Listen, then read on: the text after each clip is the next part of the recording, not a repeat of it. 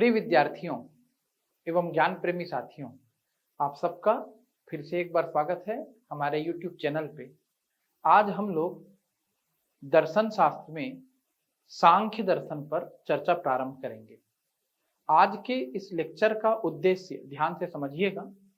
इसका पहला उद्देश्य तो जो छात्र अभी मुख्य परीक्षा की तैयारी में लगे हुए हैं, पीएससी मुख्य परीक्षा की, उन्हें इस विषय की समझ बढ़ाना, साथ ही साथ परीक्षा में इसका उत्तर कैसे लिखना है। विषय की समझ एक बात होती है और परीक्षा हाल में जाकर के इसका मॉडल आंसर लिखना कैसे है, इससे संबंधित प्रश्न कैसे कैसे आएंगे, ये इसका पहला उद्देश्य है। साथ ही दूसरा उद्देश्य, जितने भी दर्शन शास्त्र के जिज्ञासु व्यक्ति हैं उन्हें सांख्य दर्शन बहुत विस्तार से समझ में आए। सभी व्यक्तियों को, क्योंकि हम सभी दार्शनिक हैं, मैंने शुरू से ही कहा है, तो जितने भी ज्ञान प्रेमी साथी हैं उन्हें भी दर्शन शास्त्र की समझ विकसित होते रहे, सांख्य दर्शन से संबंधित उनकी समझ में विस्तार आए, ये दूसरा उद्देश्य रहेगा। साथ ही एक तीसरा और बहुत गंभीर उद्देश्य भी है कि इंग्लिश मीडियम के विद्यार्थी दर्शन शास्त्र को लेकर के बहुत परेशानी महसूस करते हैं। अभी तक मैंने पढ़ाते समय ये बार बार जाना समझा विद्यार्थियों से बात करके कि इंग्लिश मीडियम में समझ में नहीं आता है, तो ये लेक्चर इंग्लिश मीडियम में भी अवेलेबल रहेगा। पहले मैं हिंदी मीडियम में समझाऊंगा और इंग्लिश मीडियम के विद्यार्थी ध्यान से समझें इस बात को कि पहले जब वो हिंदी में इन चीजों को समझ लेंगे, तब फिर जब मैं इंग्लिश मीडियम में बताऊंगा तब बातें उन्हें बहुत आसानी से समझ में आएंगी। तो इंग्लिश मीडियम के जितने विद्यार्थी हैं इस वीडियो को बहुत ध्यान से सुने और समझने का प्रयास करें, ताकि उनके लिए ये बात नेक्स्ट लेक्चर में आसान हो सके।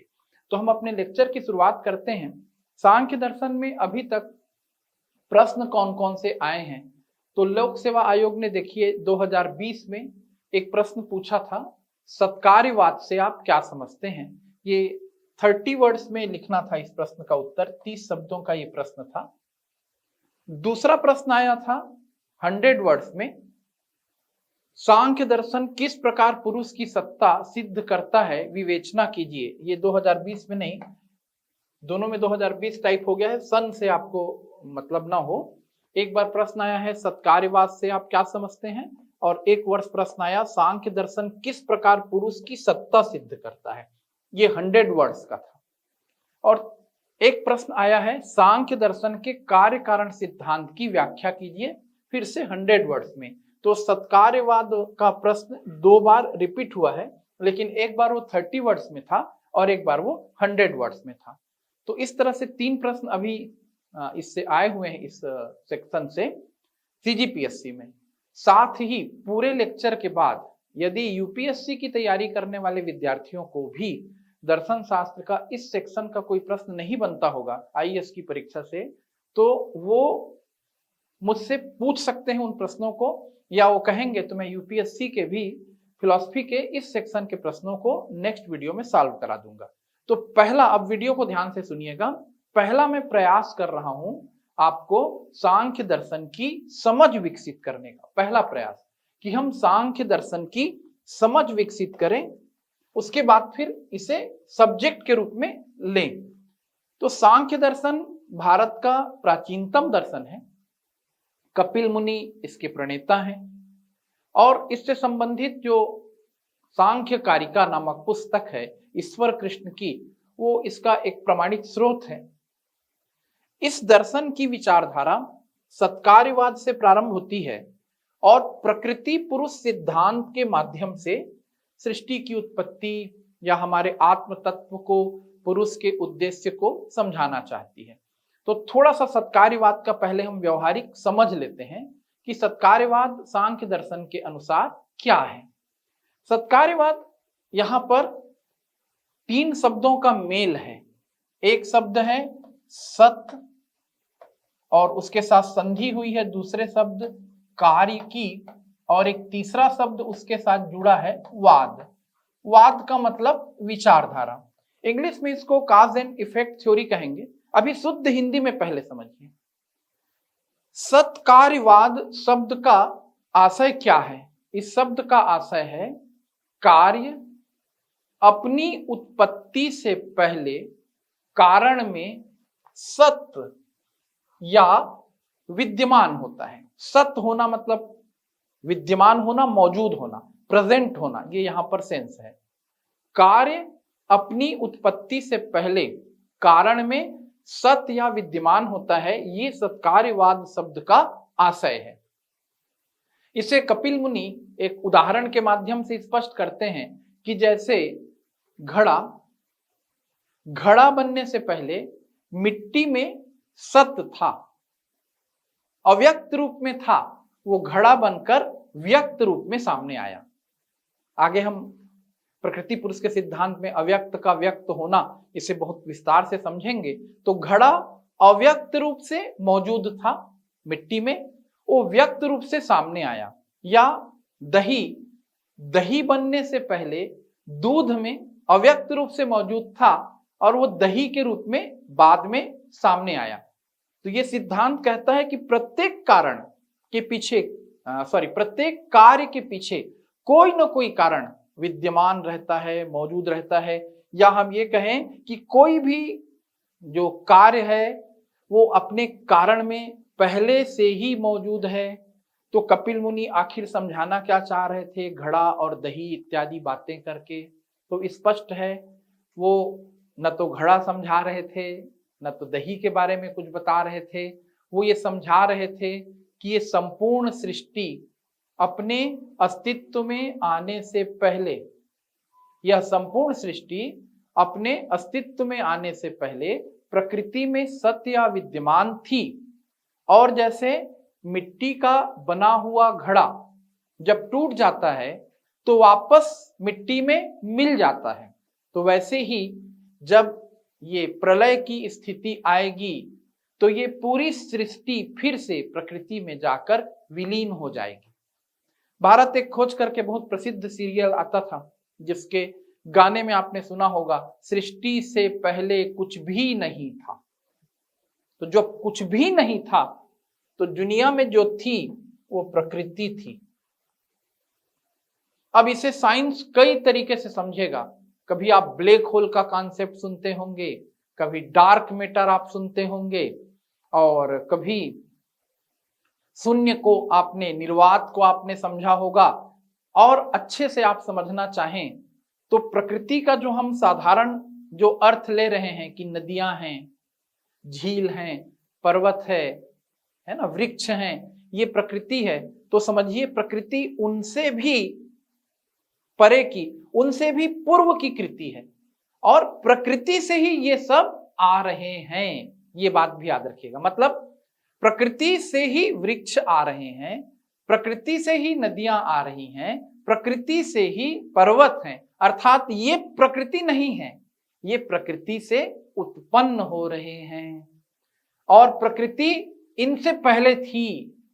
और सांख्य दर्शन इतना विस्तार में जाता है, जब हम लेक्चर वाइज समझना शुरू करेंगे तो सांख्य दर्शन इतने विस्तार में जाता है कि वो कहता है कि प्रकृति वह है जिससे सूक्ष्माति सूक्ष्म, अर्थात सूक्ष्म से सूक्ष्म और विशाल से विशाल की उत्पत्ति होती है। ये वो प्रकृति की परिभाषा देता है कि जिसमें सूक्ष्म से सूक्ष्म और विशाल से विशाल को उत्पन्न करने की क्षमता हो, वही प्रकृति है। और इस सेंस में वह हमारे जो मन, बुद्धि और अहंकार जैसे शब्द हैं, जिनको बाद में वैज्ञानिकों ने बहुत अच्छे से, साइकोलॉजिस्ट ने बहुत अच्छे से समझना शुरू किया।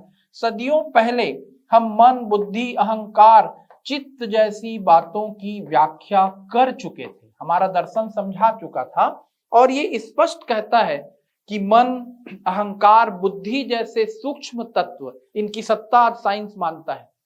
आज साइंस माइंड को, इंटेलेक्ट को, बुद्धि को समझता है, स्वीकारता है। हर मनुष्य वैसे स्वीकारता है। पर समझिएगा, आप यदि किसी व्यक्ति के ब्रेन को भी ओपन कर देंगे, सिंपल सा काम है साइंस वालों के लिए, तो उनका मस्तिष्क आपको दिख जाएगा, लेकिन उस मस्तिष्क में मौजूद बुद्धि को आप नहीं पकड़ पाएंगे।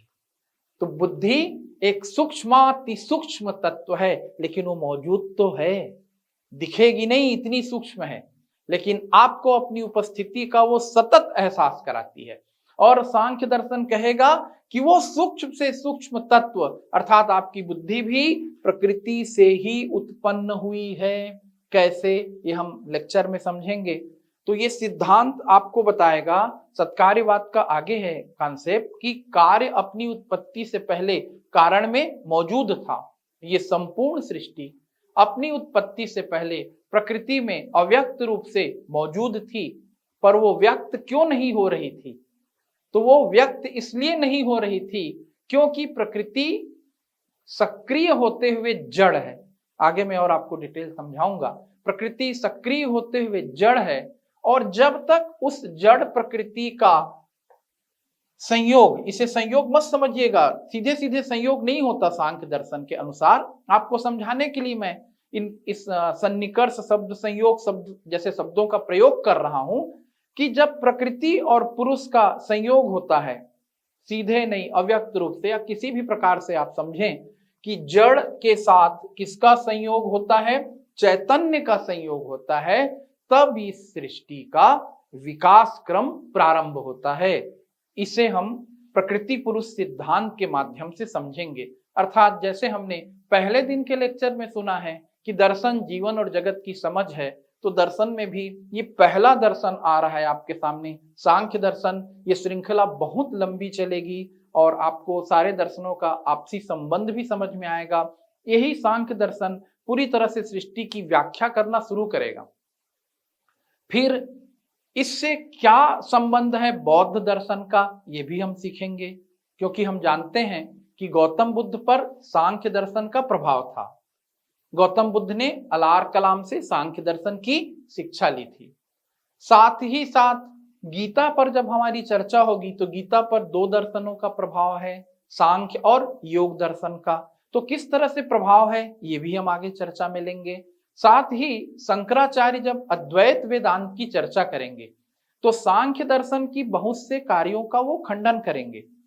तो क्या सांख्य दर्शन और अद्वैत वेदांत विरोधी विचारधाराएं हैं, या क्या वो दो विचारधाराएं आपस में किसी एक निष्कर्ष की तरफ इशारा करती हैं या हमारे समझ के विकास को और परिष्कृत करती हैं? ये आप इस लेक्चर के समझने के बाद से शुरू करेंगे। तो आज हम फिर से, मैं आपको बार बार दोहरा रहा हूं, आज हम सांख्य दर्शन शुरू कर रहे हैं और मैं आपको क्या बताने वाला हूं, एक बार बहुत संक्षिप्त में समझिएगा। सत्कार्यवाद क्या कहता है? सत्कार्यवाद कहता है कार्य अपनी उत्पत्ति से पहले कारण में सत्य या विद्यमान रहता है। अर्थात ये संपूर्ण सृष्टि अपनी उत्पत्ति से पहले प्रकृति में सत्य या विद्यमान थी, पर ये अस्तित्व में कब आती है? जब इस जड़ प्रकृति का चैतन्य पुरुष से संयोग होता है। जब ये जड़ प्रकृति चैतन्य पुरुष से मिलती है तो सृष्टि का विकास क्रम प्रारंभ होता है, और उसी विकास क्रम में पूरी सृष्टि बनती है पुरुष के कैवल्य के लिए, पुरुष के मोक्ष के लिए। तो इसे हम समझेंगे कैसे ये संपूर्ण सृष्टि बनती है, कैसे अंत में जाकर के 5 महाभूतों का जन्म होता है, जल तत्व, पृथ्वी तत्व, अग्नि तत्व, वायु तत्व और आकाश तत्व। कैसे गुण क्षोभ होता है, सत्व, रजस और तमस आपस में कैसे मिलते हैं, और कैसे हम उससे परीक्षाओं के प्रश्नों को फिर बनाएंगे, ये भी हम सीखेंगे। और जब प्रलय होता है तो ये सब कुछ प्रकृति में जाकर के वापस किस तरह से विलीन होता है।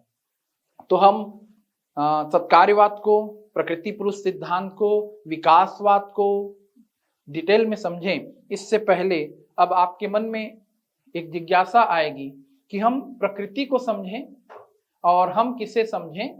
पुरुष को समझें, ताकि हमारा कॉन्सेप्ट बढ़े। तो पहले हम चर्चा करते हैं पुरुष पर। दोनों को मैंने कंपेयर में लिखा है, पहले हिंदी में समझेंगे, मैं बार बार बोल रहा हूं, फिर इंग्लिश में भी समझेंगे और नोट्स का आपको पीडीएफ भी मिल जाएगा। इधर समझिएगा, पीडीएफ कहाँ मिलेगा? आप आज की नई दुनिया है, आप जानते हैं, इंस्टाग्राम पे आप जाएंगे, इससे संबंधित जानकारी आपको लिंक में मिल जाएगी, आपको पीडीएफ भी मिलेगा। अभी ध्यान पूरा पढ़ने पे लगाएं। पहला पॉइंट है पुरुष को लेकर के, सांख्य दर्शन का पुरुष चैतन्य स्वरूप है। इस कारण वह शरीर, इंद्रिय, मन, बुद्धि और अहंकार से भिन्न है। तो सबसे पहले आप समझिएगा कि पुरुष क्या है। बार बार मन में आता है ये स्त्री पुरुष नहीं है, ये चेतना है या आत्मा है, जो भी आप समझें। सांख्य दर्शन इसे चैतन्य स्वरूप कहता है। और आगे चल के सच्चित आनंद की जब अवधारणा आती है, कृष्ण भगवान को सच्चिदानंद कहा गया, सच्चित और आनंद के स्वरूप, सच्चिदानंद रूप आए, आप सुनते होंगे इसको। तो यहां पर जो पुरुष की अवधारणा है वह पुरुष क्या है? चैतन्य स्वरूप है। कॉन्शियस बोलेंगे अंग्रेजी में, चैतन्य स्वरूप है। और वह शरीर, मन, बुद्धि और अहंकार से भिन्न है। वो माइंड से अलग है, वो हमारे सेंसस ऑर्गन से, हमारी बॉडी से, हमारे इंटेलेक्ट से, हमारे ईगो से सबसे भिन्न है। तो पहले तो चेतना को समझिए। चैतन्य क्या होता है? जिसमें चेतना होती है वो चैतन्य होता है। जैसे मैं आपसे बात कर रहा हूं तो मुझमें चेतना है। तो ये चेतना है कहां? यही पुरुष है, चैतन्य स्वरूप। तो क्या मेरे हाथ में चेतना है? आप बोलेंगे है। क्या मेरी आंखों में चेतना है? क्या मेरे दिमाग में चेतना है? इसे हम बॉडी के लेवल पे कभी नहीं पकड़ पाएंगे। हमें लगेगा कि यदि हमारे हाथ में चेतना है तो फिर ये हाथ मरने के बाद हिलता भी नहीं, अपनी जगह पर स्थिर रहता है। हमारी पूरी बॉडी उस चेतना के अभाव में, उस चैतन्य स्वरूप के अभाव में मृत शरीर कहलाने लगती है। तो आप उसके वजूद को समझें। पुरुष क्या है? चैतन्य स्वरूप है तो आपके साथ, उसके बिना आप एक कदम आगे नहीं बढ़ पाओगे। तो पुरुष चैतन्य स्वरूप है और वह किससे परे है? बियॉन्ड है। किससे परे है वो? शरीर से, इंद्री से, मन से, बुद्धि से और अहंकार से। और आपके लिए तो शरीर का ही अनुभव, इंद्रियों का ही अनुभव कर पाना ही संभव है। आप मन को समझते तो हैं पर दिखता नहीं, बुद्धि और अहंकार को आप समझते तो हैं पर दिखता नहीं। और उनसे भी परे किसकी सत्ता है? चेतना स्वरूप, चैतन्य स्वरूप पुरुष की। इसको फिर स्पष्ट करता है सांख्य दर्शन कि पुरुष कोई द्रव्य भी नहीं है, वो सब्सटेंस नहीं है। गलती में मत रहना आप, जिसका लक्षण चेतना है। अलग अलग दर्शन में हम कंपेयर भी करेंगे। कभी कोई कहेगा कि द्रव्य में वो आगंतुक गुण के रूप में चेतना आएगी, कभी कोई दर्शन कुछ और कहेगा। यहां पर सांख्य दर्शन स्पष्ट कह रहा है कि आप समझना मत कि पुरुष कोई सब्सटेंस या कोई द्रव्य है जिसका लक्षण चेतना है, या चेतनाशील द्रव्य ही पुरुष है, ऐसा भी मत समझना। वह तो चैतन्य स्वरूप है। देखिए तीसरा पॉइंट कहता है वह चैतन्य स्वरूप है, चैतन्य उसका स्वभाव है। तो ये शब्द पहले हिंदी में दिमाग में बैठा लें। पुरुष चैतन्य स्वरूप है। चैतन्य मतलब कॉन्शियस, इंग्लिश में समझ लेंगे। पुरुष चैतन्य स्वरूप है और चैतन्य उसका स्वभाव है। इसके अतिरिक्त पुरुष क्या है? साक्षी है, निष्क्रिय है, उदासीन है, इनर्ट है। आप समझ सकते हैं क्या होता है साक्षी, निष्क्रिय या उदासीन? इसे भी समझिए। साक्षी भाव संन्यास के लिए, साक्षी भाव वैराग्य के लिए, साक्षी भाव मोक्ष के लिए और साक्षी भाव जीवन में शांति के लिए परम आवश्यक माना जाता है।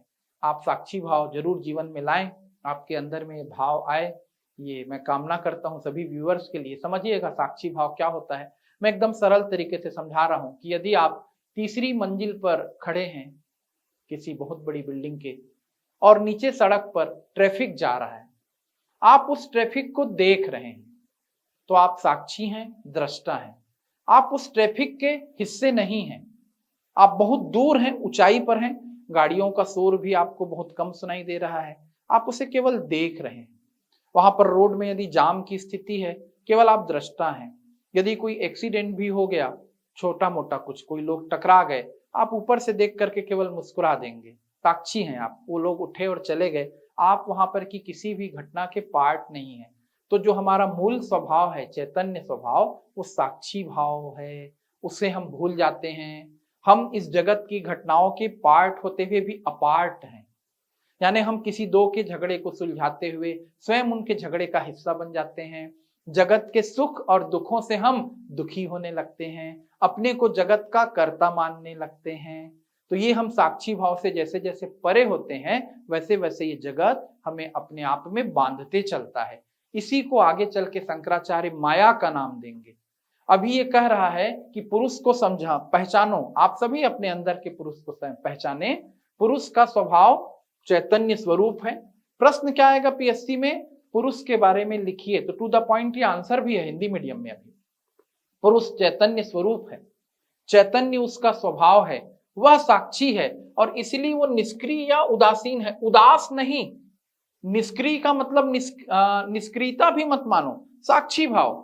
जैसे गीता आगे चल करके समझाएगी कि हमें निष्काम कर्म करना है। देखो प्रेरणा यहां से मिल रही सब। निष्काम कर्म करना एक प्रकार से साक्षी भाव या उदासीनता की स्थिति है, उदासी की नहीं।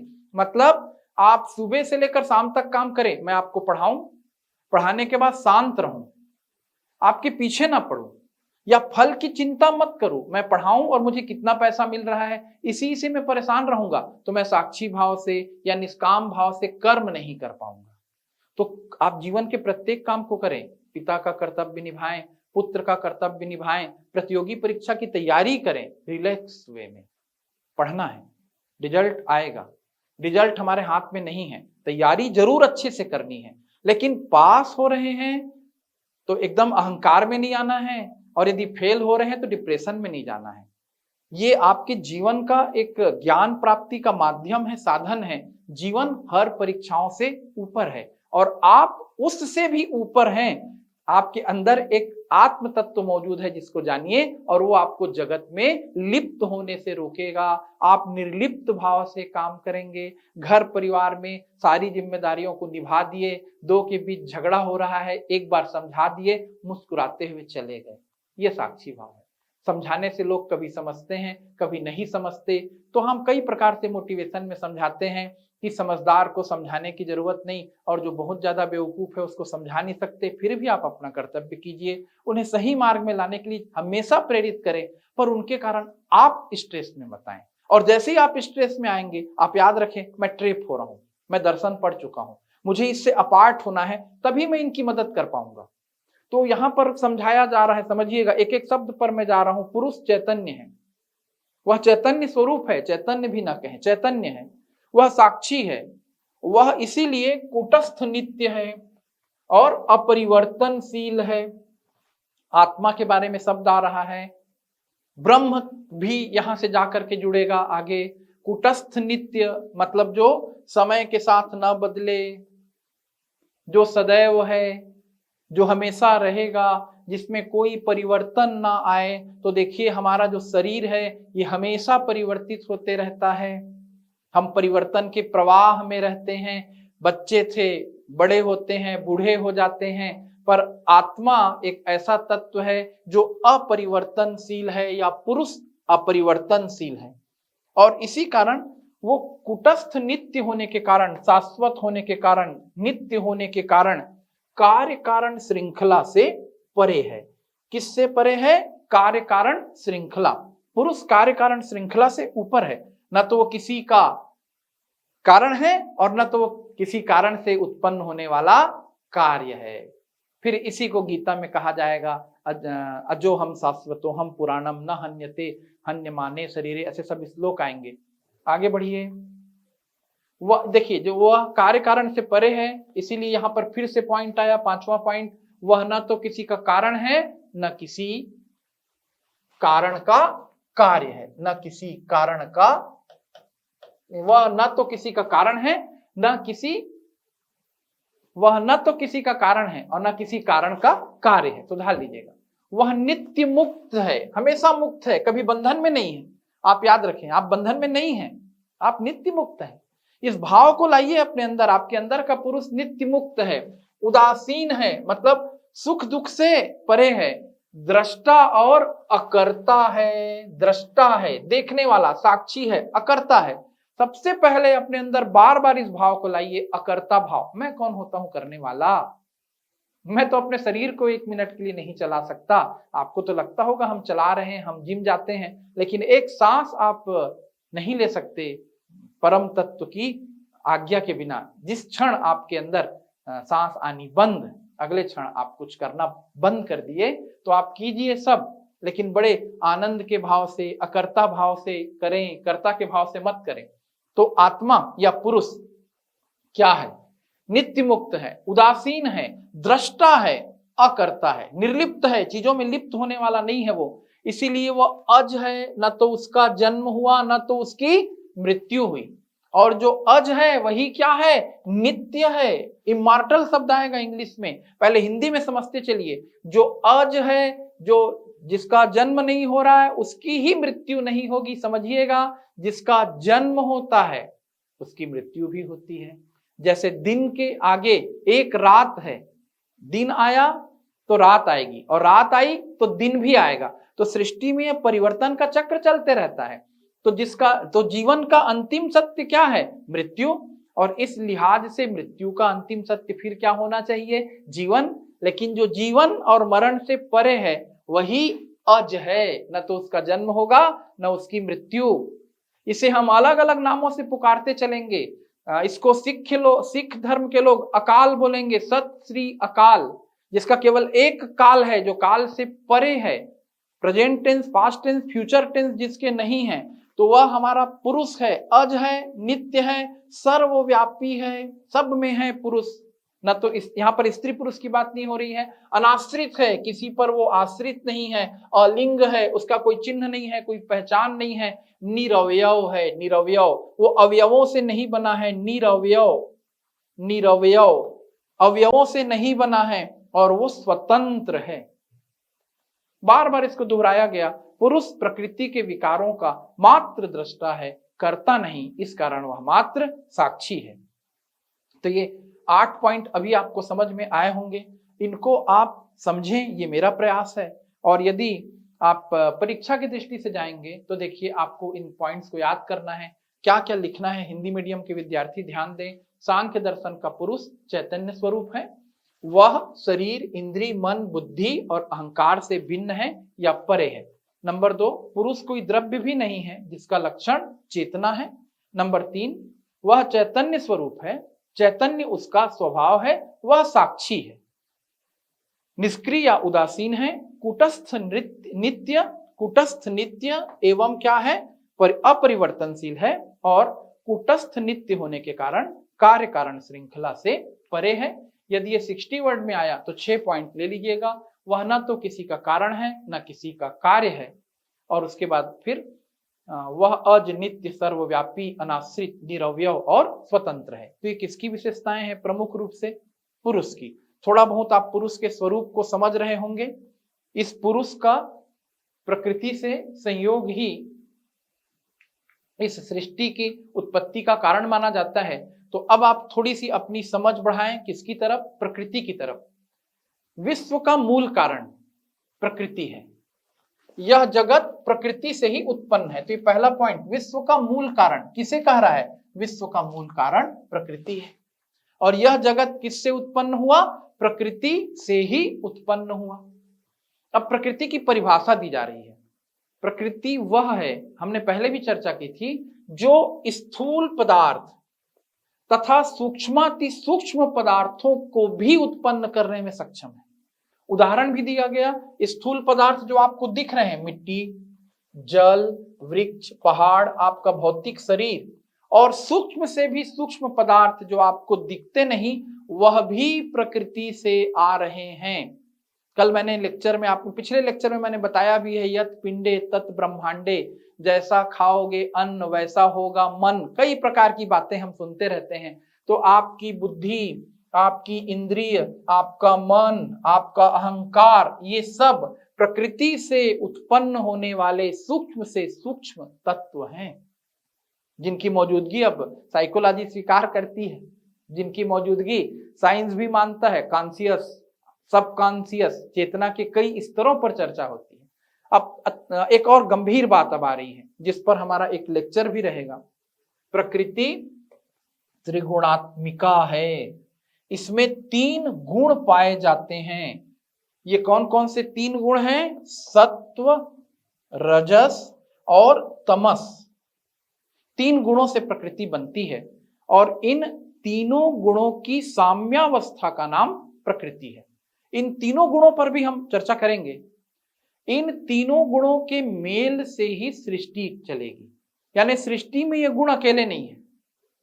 जैसे रस्सी होती है, रस्सी में 3 धागे मिले रहते हैं, या किसी की चोटी बनाते समय हम 1 चोटी 2 चोटी ऐसा बनाते चलते हैं, तो वैसी इन तीनों में से कोई भी गुण सृष्टि के किसी भी तत्व में अकेले नहीं है। अर्थात आपके, मैं पुरुष तत्व की बात नहीं कर रहा हूं, आपका जो शरीर है, आपका जो मन है, आपकी जो बुद्धि है, उसमें सतोगुण भी मौजूद है, रजोगुण भी मौजूद है और तमोगुण भी मौजूद है। तीनों गुण आप में है, आप यदि इस धरती पर मौजूद हैं तो। हाँ, प्रधानता किसकी है ये आपको समझना है, और किस गुण की प्रधानता को आप अपने कार्यों से बढ़ा सकते हैं ये भी समझना है। लेकिन इस सृष्टि में जो भी आया है उसके भौतिक शरीर में और प्रकृति के सभी तत्वों में सत्व गुण, रजस गुण और तमस गुण तीनों रहेंगे।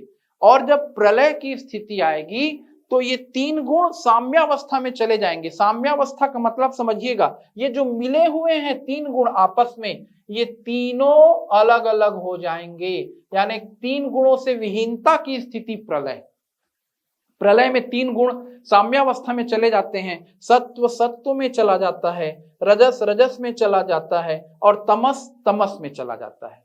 प्रकृति में ये तीन गुण होते हैं, इसलिए प्रकृति को त्रिगुणात्मिका कहते हैं और पुरुष को त्रिगुणातीत कहा जाता है। पुरुष को क्या कहते हैं? त्रिगुणातीत, तीन गुणों से परे।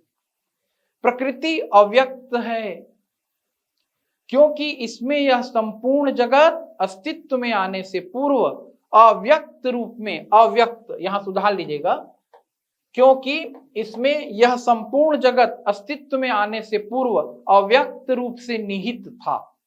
पहले भी हम चर्चा कर चुके हैं, ये पूरी सृष्टि बीज रूप में किसमें निहित रहती है? प्रकृति में। तो प्रकृति अव्यक्त है, इसीलिए गॉड पार्टिकल की साइंस खोज करने के लिए पहुंचता है, इसीलिए ब्लैक होल कॉन्सेप्ट आता है और भी बहुत सी बातें हैं। तो प्रकृति अव्यक्त है क्योंकि इसमें यह संपूर्ण जगत, बिग बैंग थ्योरी पर भी आप जाते हैं, क्योंकि इसमें यह संपूर्ण जगत अस्तित्व में आने से पूर्व अव्यक्त रूप में निहित था। अव्यक्त का व्यक्त होना ही सृष्टि है। प्रकृति जड़ है, याद रखिएगा, ये दो कंट्रोवर्शियल गुण आएंगे। प्रकृति जड़ है क्योंकि यह मूलभूत भौतिक पदार्थ है, यह अचेतन होने के कारण अविवेकी है। बहुत सी बातें हैं, प्रकृति अविवेकी है क्योंकि ये अचेतन है, इसमें चेतना नहीं है। फिर चेतना का हम विस्तार आगे के दर्शन में समझते जाएंगे। हमारे यहाँ तो कण कण में भगवान भी कहा जाता है, इसी दर्शन के आगे का विकास समझिएगा। और जब हम पाश्चात्य दर्शन पर भी चर्चा करेंगे तो लाइबनिट्ज वगैरह विद्वानों के नाम आएंगे, स्पिनोजा का नाम आएगा, चिदणुवाद आएगा। तो वहां के लोग भी भारतीय दर्शन से ही कहीं न कहीं प्रेरित है, और वो भी जब मोनेट्स की बात करेंगे तो हर कण में चेतना का स्फुरण देखेंगे। पर अभी आप याद रखें कि प्रकृति अचेतन है, चेतन तत्व पुरुष तत्व है। और यदि प्रकृति के कण कण में चेतना है, बिल्कुल है, ये भी हम मान सकते हैं, तो पुरुष तत्व का प्रभाव है, ये भी याद रखें।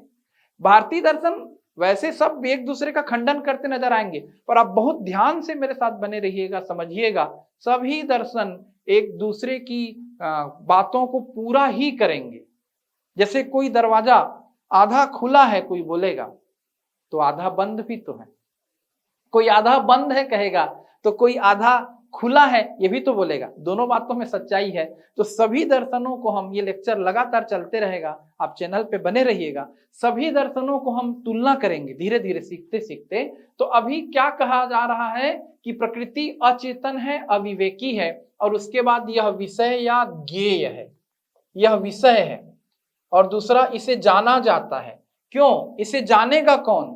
इसको जानेगा पुरुष, वो ज्ञाता है। और यदि ये विषय है तो इसका भोग कौन करेगा? इसको पुरुष करेगा क्योंकि वो भोगता है।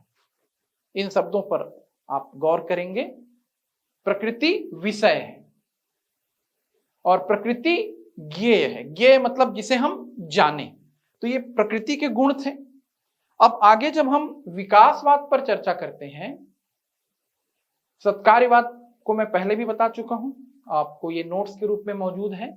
और यदि कहेगा परीक्षा में कि सत्कार्यवाद को 60 वर्ड्स में समझाइए, तो देखिए एक बार सुन लीजिएगा जो हम पहले चर्चा किए थे। सत्कार्यवाद के अनुसार कार्य उत्पत्ति के पूर्व अपने उपादान कारण में अव्यक्त रूप से विद्यमान रहता है। उपादान कारण समझिएगा, मेन काज है, समझिए उपादान कारण जिससे कोई चीज बनती है। जैसे घड़ा मिट्टी से बन रहा है तो मिट्टी उसके लिए उपादान कारण है। सृष्टि का उपादान कारण प्रकृति है, संपूर्ण सृष्टि, उत्पत्ति के पूर्व किसमें विद्यमान थी? प्रकृति में। प्रकृति में जो अव्यक्त है उसी का व्यक्त होना सृष्टि है, और सांसारिक पदार्थों का तिरोभाव प्रलय है। प्रकृति सत्व, रजस और तमस तीनों गुणों की साम्यावस्था है। गुणों की साम्यावस्था ही प्रलयकालीन अवस्था है। इसमें तीनों गुण एक दूसरे से बिल्कुल पृथक हो जाते हैं। सत्व सत्व में, रजस रजस में और तमस तमस में अवस्थित हो जाता है। प्रकृति और पुरुष के संयोग से, वो ऐसा साधारण संयोग नहीं है, संयोग का अभाव भी आप समझ सकते हैं, कभी और इस पर चर्चा कर लेंगे। अभी आप परीक्षा में लिख रहे हैं तो इस शब्द का प्रयोग कर सकते हैं। सांख्य दर्शन कहना कुछ और चाह रहा है। प्रकृति और पुरुष के संयोग से प्रकृति की साम्यावस्था भंग होती है, जिससे पहले रजोगुण गतिशील होता है।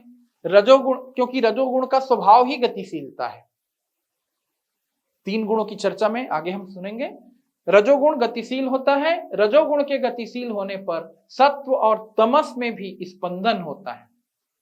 तमोगुण रजोगुण की गति में अवरोध उत्पन्न करता है, क्योंकि वह स्वभावतः अवरोधक है। तमोगुण का काम है रोकना, जड़ता।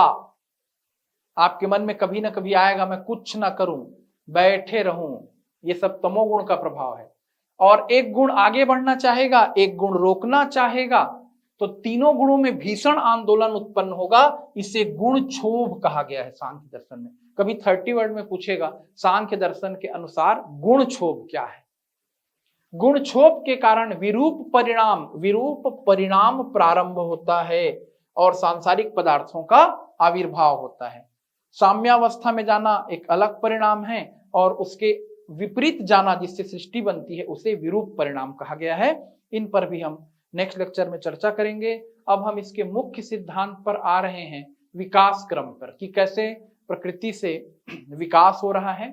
तो पहले सांख्य दर्शन 25 तत्वों की बात करता है, आप जानते हैं। उसमें हम पुरुष और प्रकृति पर जा रहे हैं। वैसे 24 तत्व हैं, पुरुष को मिलाने से 25 होगा। प्रकृति और पुरुष के बहुत से गुण आपने देखे। मैं 3 बातों पर आपका ध्यान आकर्षित करना चाहूंगा। पुरुष क्या है? पुरुष त्रिगुणातीत है।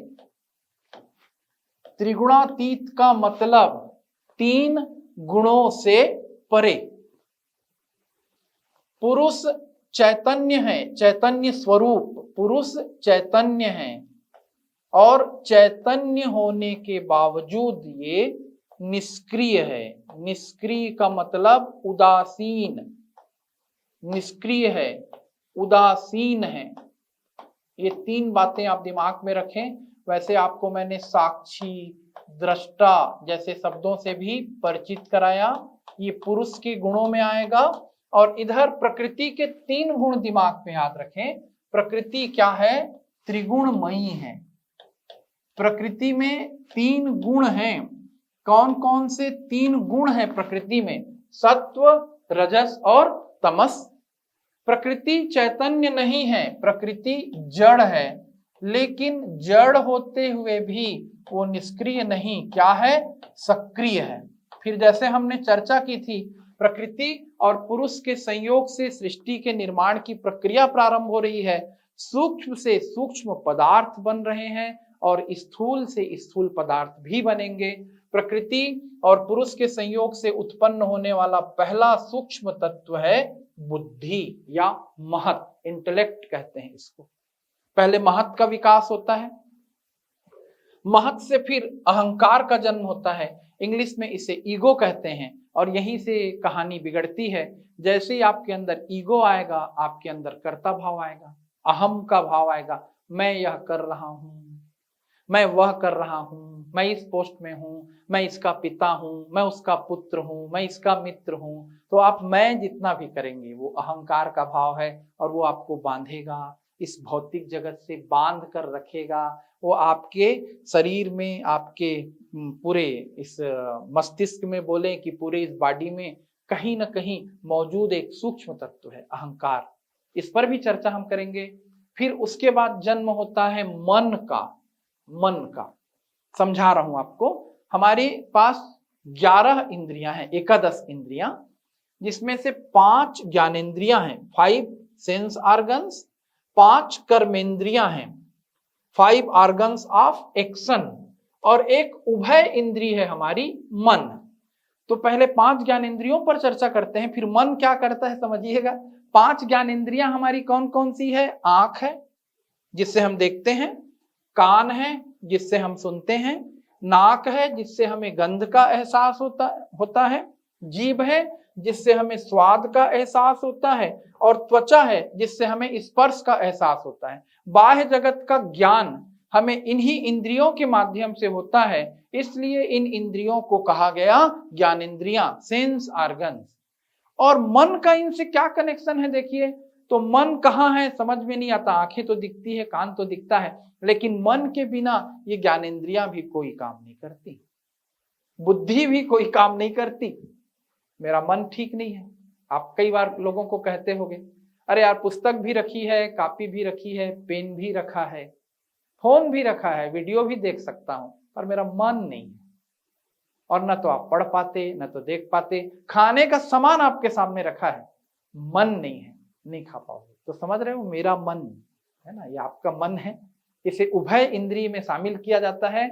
हमारे पास 5 ज्ञानेंद्रियां हैं, यानी सृष्टि का विकास क्रम फिर से समझिए।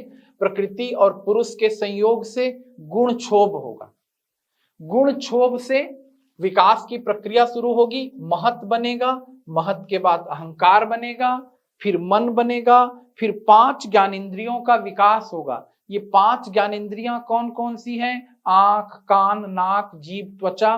फिर आपकी 5 कर्मेंद्रियों का विकास होगा। ये कौन सी हैं? वाक मुख है, पाणी हाथ है, हैंड्स, पैर है आपके फीट, उत्सर्जन तंत्र के अंग है आपके एनस, और प्रजनन तंत्र का अंग है आपका सेक्स ऑर्गन। तो ये 5 आपकी कर्मेंद्रियां हैं। फिर उसके बाद विकास होता है पंच तन्मात्र का। ये पंच तन्मात्र सूक्ष्म रूप में है। जैसे आप समझिएगा गंध, आप पदार्थ को तो महसूस करेंगे, गंध को भी महसूस करेंगे। यदि आपके हाथ में गुलाब है तो गुलाब आपको दिखेगा, गंध आपको नहीं दिखेगा। तो गुलाब जो है वो दिखने वाला है, स्थूल है, और गंध जो है वो सब्टल एलिमेंट में आएगा। अग्नि से रूप समझिए पहले। तो ये कौन से पंच तन्मात्र हैं, कौन से 5 सब्टल एलिमेंट्स हैं? रूप, शब्द, गंध, रस और स्पर्श। शब्द, रूप, रस, गंध, स्पर्श, हमेशा याद रहे। पंच तन्मात्रों के नाम कौन कौन से हैं? पंच तन्मात्र, शब्द, रूप, रस, गंध, स्पर्श। और इन्हीं पंच तन्मात्रों से पंच महाभूत का, 5 ग्रॉस एलिमेंट्स का विकास होता है। ये पंच महाभूत क्या क्या हैं? बार बार आप इन्हें सुनते रहते हो। जल तत्व, पृथ्वी तत्व, अग्नि तत्व, वायु तत्व और आकाश तत्व। यहां तक कि रामचरितमानस में भी आपने सुना होगा, तारा को समझाते हैं भगवान राम बाली की मृत्यु पर, जब उसे शोक होता है कि तुम शरीर के लिए क्यों दुख कर रही हो। पंच रचित यह अधम शरीरा, क्षिति जल पावक गगन समीरा। कि हमारा शरीर 5 तत्वों से बनता है। क्षिति यानी पृथ्वी, जल यानी जल, पावक यानी अग्नि, समीर मतलब वायु, और आकाश आप समझ रहे हैं, गगन यानी आकाश। इन 5 महाभूतों का पंच तन्मात्रों से संबंध है। देखिए कैसा संबंध है। अग्नि का रूप से संबंध है, बिल्कुल है। अग्नि के तेज से, अग्नि के प्रकाश से ही रूप का आभास है। शब्द का आकाश से संबंध है, सारी ध्वनियां आकाश में विलीन हो रही हैं, ऊर्जा न आ रही है न जा रही है। गंध का पृथ्वी से संबंध है। आप कहोगे कि फूल में गंध है, फूल, मैं आपको पिछले लेक्चर में इसीलिए बता ही चुका हूं कि गंध फूल में कहां, सारे गंध तो पृथ्वी से आ रहे हैं। जो जिस गंध को जैसा चाहे खींच ले। वही चावल बासमती है, वही चावल बिना गंध का है, वहीं गुलाब का फूल है, वहीं पर आम का फल है, वहीं पर अमरूद का फल है। सबका स्रोत तो जमीन है। तो जमीन गंध का स्रोत है, जल रस का स्रोत है, और वायु से स्पर्श का संबंध है। शब्द, रूप, रस, गंध, स्पर्श, ये पंच तन्मात्र है। और अग्नि तत्व, जल तत्व, पृथ्वी तत्व, वायु तत्व, आकाश तत्व, ये क्या है? ये पंच महाभूत है, जिससे ये पूरी सृष्टि बनती है, पूरी सृष्टि। क्या इन 5 महाभूतों का भी कोई एक तत्व होगा जिससे अग्नि बना है, जिससे पृथ्वी बनी है, जिससे वायु बना है? मतलब यदि हम साइंस में जाएंगे तो एटम पे चले जाएंगे, या हम एटम का भी और सूक्ष्म से सूक्ष्म भाग लेंगे, या हम यहीं से कहां चले जाएंगे वैशेषिक दर्शन में तो परमाणुवाद पर चले जाएंगे। यानी पहले 5 तत्व हैं, इन्हीं 5 तत्वों से दुनिया की हर चीजें बनी हैं। आप समझ सकते हैं बिल्कुल 100%। आपका शरीर यानी भौतिक जगत की सारी वस्तुएं इन 5 चीजों से बनेंगी। आपका शरीर जल तत्व, अग्नि तत्व, पृथ्वी तत्व, वायु तत्व से बनता है। पिछले लेक्चर में मैंने यहीं से शुरुआत की थी। पहाड़ को उठा लें, कोई ना कोई इसमें से तत्व उसमें मौजूद आपको दिख जाएगा। किसी भी कोई भी पदार्थ आपको दिखेगा अलग अलग स्वरूप में। वृक्ष है तो वृक्ष भी किससे बन रहा है? जल से बन रहा है, मिट्टी से बन रहा है, वायु से बन रहा है। दुनिया की हर चीज जो इस भौतिक जगत में है इन्हीं 5 तत्वों का रूपांतरण है, इसलिए 5 महाभूत हैं। और क्या इन 5 महाभूतों को भी बनाने वाला कोई परम तत्व है? उसे हम ब्रह्म तत्व या गॉड कहेंगे। और उस गॉड पार्टिकल की खोज साइंस ने भी की थी, हिग्स बोसान की अपने प्रयोग में, आप सभी जानते हैं। तो अभी आपका ज्ञान यहां तक बढ़ा कि 5 महाभूत हैं जो सृष्टि का फिर कण कण, जर्रा जर्रा बना रहे हैं। आपका हमारा शरीर भी इनसे बना हुआ है और हम इन सब से भी परे हैं, क्योंकि हमारे शरीर में एक और तत्व मौजूद है, पुरुष तत्व, जो इन सारे तत्वों से ऊपर है। तो ये सांख्य दर्शन की प्रारंभिक समझ थी। ये समझ यदि आप में विकसित हो रही है तो फिर देखिएगा, मैं इसके अगले लेक्चर में प्रकृति के 3 गुण आपको बताऊंगा। और 3 गुणों को बताने के बाद इंग्लिश मीडियम के विद्यार्थियों के लिए हम कैसे नोट्स बनाएंगे इंग्लिश में, आपको उस नोट्स को भी मैं डील करूंगा। और फिर इसके बाद के लेक्चर में देखिएगा कि प्रश्न आ रहा है, सांख्य दर्शन किस तरह पुरुष के प्रमाण को सिद्ध करता है। देखिएगा जहां पर मैंने प्रश्नों की बात की थी, पुरुष क्या एक है कि पुरुष अनेक है, ऐसे मतलब अब गंभीर प्रश्न परीक्षा में आने लगे हैं। तो देखिएगा सांख्य दर्शन क्या करता है, लोक सेवा आयोग का प्रश्न है, सांख्य दर्शन किस प्रकार पुरुष की सत्ता सिद्ध करता है। नेक्स्ट लेक्चर में हम एक्सप्लेन करेंगे। इसी प्रकार प्रकृति की सत्ता सिद्ध करने के लिए जो बातें होती है उसे भी हम नेक्स्ट लेक्चर में आपसे चर्चा करेंगे। और इधर यहाँ मैंने प्रकृति और पुरुष की तुलना की है। यदि आप इनमें से संबंधित किसी भी बात को भी नहीं समझ पाएंगे, आप कमेंट कीजिएगा, फ्यूचर में उन पर चर्चा करेंगे। तो ये पहला लेक्चर यहाँ पर अभी रुक रहा है, लेकिन सांख्य दर्शन पर चर्चा समाप्त नहीं हुई है, अभी प्रारंभ हुई है। नेक्स्ट लेक्चर का इंतजार कीजिएगा और चैनल को सब्सक्राइब कर लें ताकि आपको सूचनाएं समय के साथ मिलती रहें। आप सभी को धन्यवाद।